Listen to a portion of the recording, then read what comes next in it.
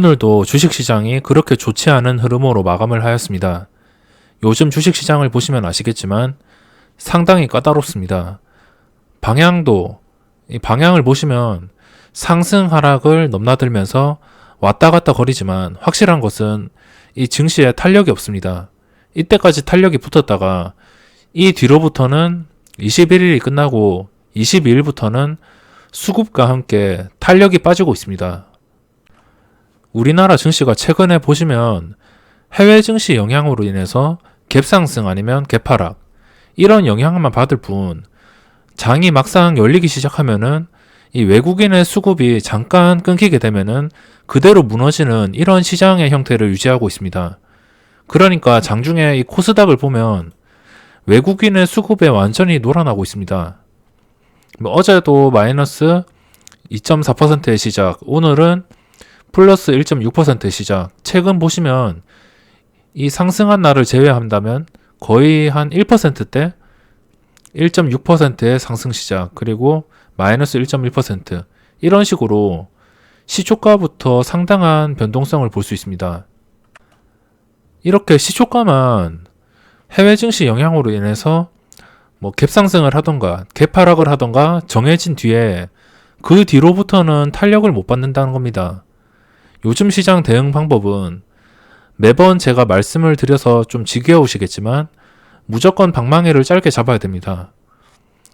저는 이 7월 전부터 방망이를 최대한 짧고 웬만하면은 진짜 마음에 드는 주식이 없으면은 주식을 거의 보유하지 않습니다. 진짜 마음에 드는 종목이 있으면 하루 이틀 보유하는 방법은 지금 유효하기는 하지만 확실히 지금 상태에서는 이런 악재로 인해서 갭하락을 맞는다면은 예상치 못한 손실이 날 수 있기 때문에 요즘 시장에서는 아무리 좋은 종목이 있다 하더라도 그거를 진짜 매수를 해야겠다 이렇게 생각이 들면은 최대한 적은 비중으로 짧게 가지고 가는 것까지는 허용이 됩니다. 하지만 너무 많은 비중을 실었을 때 혹시나 모르는 악재가 터져서 이런 상황이 발생하고 혹시나 갑자기 장중에 크게 한 방에 무너져 버린다면 엄청난 손실을 입을 수 있습니다. 최근에 7%가 무너졌기 때문에 이 7%가 나오지 말라라는 법은 없습니다. 지금 어떤 악재가 있던 간에 우리나라 증시를 이 외국인이 좀 주무르고 있는데 가장 중요한 것은 이 외국인과 기관의 매도가 점점 누적이 될수록 저런 봉이 뜰 확률이 높아진다는 겁니다. 지금 당장에 외국인과 기관이 계속 팔고 있는데도 지수가 안 떨어지고선 유지가 된다. 좀 수급이 안 좋은 상태에서 지수가 안 떨어지고 유지가 된다는 것은 이 외국인과 기관 쪽에서 최대한 높은 가격에 공매도를 친다든지 아니면 매도를 한다든지 그 매도가 계속 누적되는 겁니다. 외국인과 기관도 생각이 있을 텐데 얘들이 무조건 떨어지게 매도를 하는 게 아니고 최대한 높은 가격에 개인들한테 물량을 떠넘겨야 됩니다. 최근에 개인들의 매수가 엄청나죠. 이 수치를 무조건 의존할 수는 없지만 이 개인 투자자 입장에서는 이 수치를 볼 수밖에 없습니다. 그래서 이 수치가 계속적으로 누적이 된다면 이런 안 좋은 수급 상태, 누적이 된다면 당장 무너지지는 않겠지만 순식간에 무너질 수가 있습니다. 그리고 어제 시장을 봤을 때 마이너스 4%까지 무너지는 것을 보고 이 외국인과 기관의 매도가 점점 누적될수록 쟤들이 마음만 먹으면 마이너스 6% 사이드카까지 완전히 밀어버릴 수도 있다는 겁니다. 더 심하면은 마이너스 8% 서킷 브레이커 이런 상황이 나올 수도 있습니다. 충분히. 하지만 나오면 안 되겠죠. 그런 상황이 나온다면은 정말 회복하기가 힘들고 그 다음 저점에서는 또 엄청난 매수 기회가 될 수도 있겠지만 여기서 다시 바닥을 깨서 하락하는 일은 없어야 됩니다. 무조건 여기서 반등해서 좀 분위기를 살려주면 좋겠고 하지만 일봉상에서는 가능성이 있지만 주봉 월봉을 보면 솔직히 지금 상태에서는 상당히 힘겨워 보이는 모습을 볼 수 있습니다. 일봉상으로 회복을 했지만 이 주봉상으로 좀 시간이 지나가지고 이동평균선이 점점 낮아지면서 여기서 다시 돌파해서 올라가는 방법밖에 없고 그 방법을 이용하려면 일단은 기다리는 게 최선이라고 할 수 있습니다. 우리나라 시장을 보면 하루 종일 살펴보면 분명히 먹을 종목들은 많이 나옵니다. 충분히 노력하고 조금만 과감해진다면 먹을 수 있는 종목들은 충분히 있습니다. 하지만 현재 개미 투자자들이 돈을 벌지 못하는 이유는 시장이 탄력을 못 받는 것도 있겠지만 아직까지 장기적 추세만 보더라도 하락 추세에서 벗어나지 못한 상태에서 투자 심리가 바닥을 치고 있기 때문에 개인 투자자들이 돈을 벌기가 상당히 까다로운 시장입니다. 이 물량들도 분명히 어제 2천억도 들어왔고 오늘까지 순매수가 들어왔습니다. 이 물량은 분명히 싸게 사려고 하는 물량과 물타기 하는 물량, 이런 물량들이 분명히 비중이 좀 있을 겁니다. 그리고 최근에 보시면 개인들의 이 신용잔고가 점점 늘어나는 것을 확인할 수 있습니다. 지금 궁금한 게 이 8월 26일 날 신용잔고가 얼마나 증가했는지 이게 궁금한데, 이게 계속 증가해서 다시 9조 원을 넘어갈 경우에는 상당히 어려워질 수 있습니다. 제가 어렵다 해서 무조건 지수가 폭락을 하는 게 아니고 이런 상황들이 지수를 하락으로 만드는 그런 조건들이기 때문에 저런 개인들의 신용 그리고 공매도 대차잔고 이런 수치들을 꼭 참고할 필요가 있습니다. 개인들의 신용 자체가 외국인의 먹잇감이기 때문에 그 점이 현재로서 가장 걱정이 됩니다. 이렇게 개인들의 신용잔고가 최근 들어서 10조에서 8조까지 줄어드는 것을 보고 정말 매수 기회가 될 수 있겠구나 이렇게 생각을 해봤지만, 여기서부터 이렇게 반등을 하면서 8월 9일 이쯤에 개인 신용잔고가 거의 다 날아간 상태인데 10조에서 8조로 떨어진 상태입니다. 근데 여기서부터 여기까지 하루도 쉬지 않고 꾸준히 늘어나는 것을 볼 수 있습니다. 이때 하루만 쉬었지 계속 꾸준하게 늘어나고 있고, 이 8월 26일 집계가 나온다면 분명히 엄청나게 더 늘어났을 겁니다. 그러니까 지금 상태에서 가장 현명한 것은 투자 경험이 많이 없으신 분들은 무조건 휴식입니다. 저 같은 단타들은 어차피 시장이 어떻게 움직이든 간에 그냥 장 초반에 등락률 높거나 전고점을 뚫어주거나 그런 추세 매매를 하면 되는데, 초보자분들은 그런 시간이 안 되고 HTS를 하루 종일 보기가 힘들기 때문에 휴식이 최고라고 할 수 있습니다. 몇 개월 수익 안 나도 괜찮습니다. 이렇게 보시면 몇 개월 이렇게 수익이 안 나도 괜찮습니다. 작년도 그렇고, 작년도 6월부터 10월까지 분위기가 안 좋았지만 이 4개월 동안 주식을 안 한다 하더라도 전혀 일상생활에 문제되는 거 없을 것이고, 지금도 그렇습니다. 지금도 5월부터 4개월 동안 계속 분위기가 안 좋죠.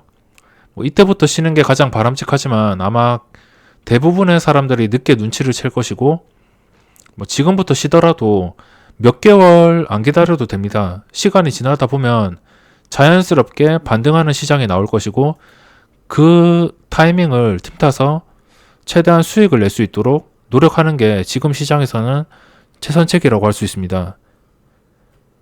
이렇게 불확실할 때 몇 푼 벌겠다고 찝쩍거리다가 원금이 크게 깎일 수 있기 때문에 연습 매매나 아니면은 진짜 휴식, 그게 최고라고 생각을 합니다. 저는 전업 투자자이기 때문에 휴식을 취하는 것은 말도 안 되고, 근데 저도 요즘에 대부분 매매를 오전장에만 하고 오후장에는 거의 매매를 하지 않고 있습니다. 이 외국인들의 패턴이 요즘 들어서 거의 비슷합니다. 장 시작하고 나서 사는 척 했다가 그대로 힘을 잃고선 무너지는 경우가 대부분이기 때문에 오전장에만 변동성을 이용해가지고 단타로 수익을 내고, 요즘 오후장에는 웬만하면은 매매를 잘 하지 않습니다. 어제도 그렇고 오늘도 그렇고 이틀 동안 오후장 매매가 없었습니다.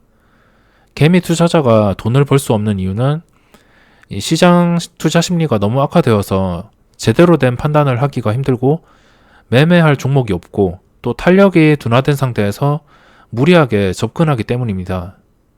매매할 종목이 있다 하더라도 보유를 하고 있으면 어제처럼 지수가 하루 만에 마이너스 4% 이상 날아가는 것을 본다면은 공포를 못 이겨가지고 아무리 좋은 종목을 매수했다 하더라도 매도를 할 수밖에 그런 공포 분위기가 조성이 되기 때문이라고 할 수 있습니다.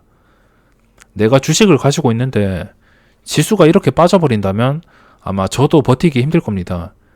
거의 손절이지.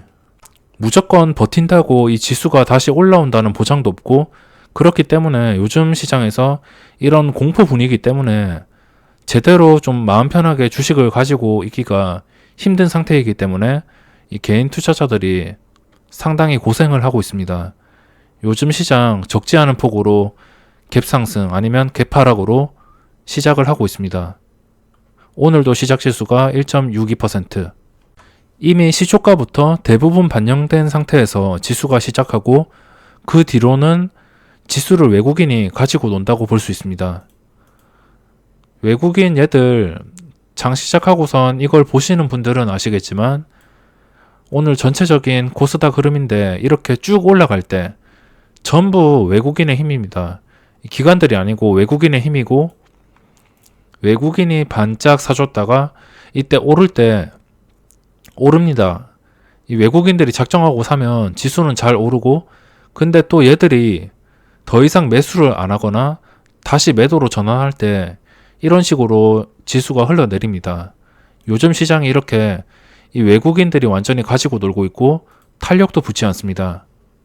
어제 말씀드렸다시피 이 외국인들은 요즘 들어서 우리나라 주식이 진짜 저평가이거나 진짜 매력이 있어서 매수를 하는 게 아니고 그냥 단기간에 이 외국인들이 수익을 내기 위해서 공매도와 같이 이렇게 지수를 가지고 놀고 있습니다.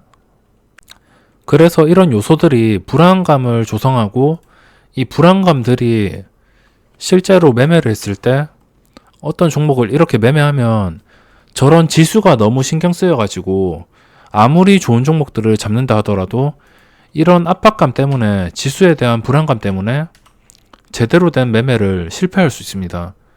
그렇게 되면 결국에는 이 매매 성공 확률이 줄어든다는 것이고 이 손실들이 누적될 수 있습니다. 그럼 종목들을 살펴볼 텐데 제가 매일 지수에 대한 좀 안 좋은 이야기를 해서 너무 죄송스럽지만 저도 좋은 소식만 전하고 장밋빛 미래만 전달을 해드리고 싶은데 어쩔 수가 없습니다. 시장이 안 좋은데 무조건 주식이 좋다, 무조건 싸게 살 기회다 이렇게 했다가 이 확률적으로 밀리는 시장에서 매수를 권했다가 또다시 사이드카가 나와 버린다면 제가 불구덩이로 안내를 하는 셈이기 때문에 지금은 안 좋기 때문에 안 좋다고 말할 수밖에 없고 뭐 최소한 주봉상으로 황금선을 회복한다면 그때부터는 정말 적극적으로 주식에 대해서 뭐 스윙 투자도 많이 이야기를 하고 어떤 종목들을 사야 될지 뭐 종목들을 많이 예로 들면서 전략들을 많이 설명해 드릴 겁니다. 지금 상태에서 주봉을 회복하기에도 좀 시간이 걸릴 것 같고 월봉까지는 바라지 않습니다. 월봉이 회복되려면 이거는 진짜 바이오 종목들과 같이 올라야 되는데 바이오 반도체 이 종목들이 전부 급등을 할 수 있는 시장이 올 수 있을지는 모르겠습니다. 그래서 월봉상으로 보면 단기간에 회복을 하는 것은 거의 불가능할 것 같고 지금은 믿어야 될 게 주봉입니다. 여기서 시간이 지나고 회복을 한다면 그때부터 좋은 소식들을 많이 전해드리겠습니다. 그러면 종목들을 볼 텐데 뭐 오늘 오후장을 거의 매매를 안 했고 오늘 장 시작하자마자 대북주들이 약간 올라왔습니다. 저는 좀 대북주에 약한데 대북주들이 처음부터 이 VI가 많이 걸리는 것을 보고 VI 걸리는 것들을 보고 오전장에 잠깐 하다가 매매를 포기했습니다. 오전장에 원래 보고 있던 뭐 SNS텍 이런 종목들을 매매하다가 오늘 특별히 종목들을 추가하지 않고 이렇게 매매를 마감했습니다. SNS 택이 계속 지켜보던 종목인데 오늘 1,400원까지 올라갔고 맨 처음에 10,000원을 터치해 줄 때 들어가서 좀 기다리다가 10,000원에서 계속 버텨주는 것을 보고 최고로 가격이 올라갈 때 매도를 했습니다.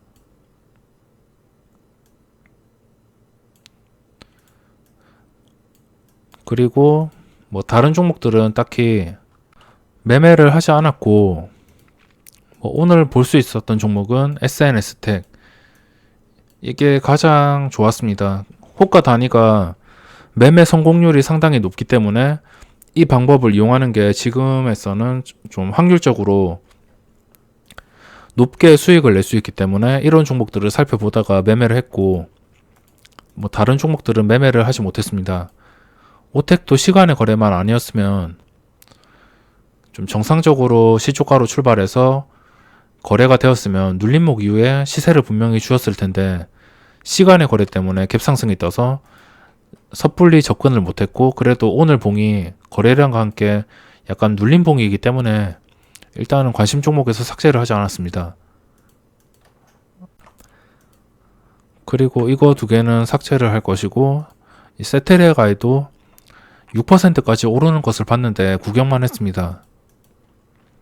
그리고 코인테크가 마이너스 4%까지 빠졌다가 변동성이 상당했습니다. 그렇게 많은 거래량이 있는 게 아닌데 변동성이 상당했습니다. 관심 종목 중에서는 SNS텍만 매매를 했고, 뭐 이것도 이제는 10,000원 못 지켜줬으니까 삭제를 하고, 뭐 이 정도로 가지고 가야 될 것 같습니다. 그리고 새로 추가하는 건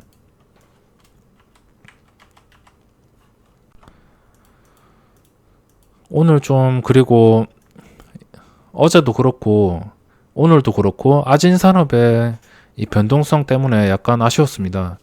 이날 오전장에 매매해서 손실을 봤었는데 이때 반응을 이렇게 줬으면 좀 좋았을 텐데 하루 지나가지고 반응을 줘가지고 많이 아쉬웠습니다. 이렇게 아쉽게 이 종목은 보내줘야 될 것 같고 나중에 상황에 따라서 추가를 하던가 해야 될 것 같습니다. 그리고 먼저 시간의 거래에서 뭐 둘 다 거의 보합 상태이고 무리하게 종목을 추가하는 것보다는 있는 종목에서 살펴보다가, 제가 오전에 아까 급등주를 찾는 방법에 대해서 설명을 드렸는데 당일 때는 급등주들을 잠깐 매매하면서 수익을 내면서 오후장에는 최대한 조심스럽게 매매를 해야 될 것 같습니다. 그럼 영상은 여기서 마감하도록 하겠습니다.